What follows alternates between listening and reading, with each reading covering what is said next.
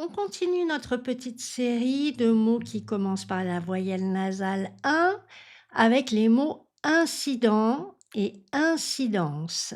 C'est parti. Un incident, un nain, un nain, un incident. Toujours la même chose que l'on a vu dans les vidéos précédentes. Un nain, un nain. Moi, je recommande un nain, un incident. La liaison est obligatoire. Un incident est survenu dans la soirée. Il y a un incident. Il y a un. Il y a un. Donc là, bien attention à faire un A bien clair et pas quelque chose qui ressemble à en. Il y a un. Il y a un. Pour le rendre clair, on ouvre la mâchoire du bas. Il y a un incident. Il y a un incident.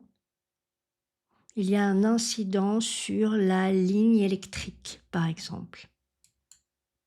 Au passé, on enchaîne plusieurs voyelles. Il y a eu un, il y a eu un, il y a eu un. Donc on fait beaucoup de mouvements de lèvres. Il y a eu un incident. Il y a eu un incident. Il y a eu un incident. Il y a eu un incident hier soir. Il y a eu un. Il y a eu un. Il y a eu un. Donc ça, voilà, entraînez-vous. Il y a eu un nain. Il y a eu un nain. Il y a eu un incident. Cet incident m'a marqué. C'est un.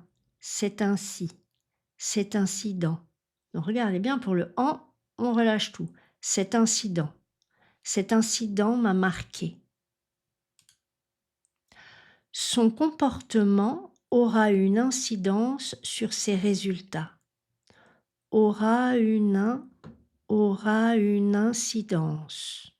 Avoir une incidence sur, c'est avoir des répercussions sur, avoir des conséquences sur quelque chose.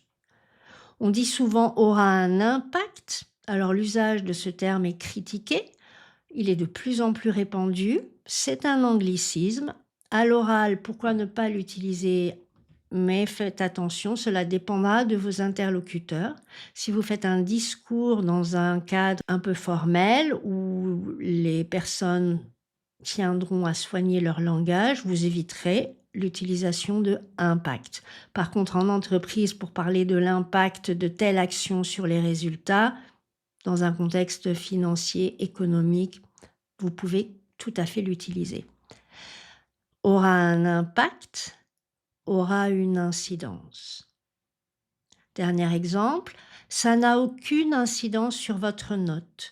Aucune incidence. Ça n'a aucune incidence sur votre note. Voilà, c'était le dernier exemple avec incident et incidence. Et on se retrouve dans la dernière vidéo de cette série avec un mot très important.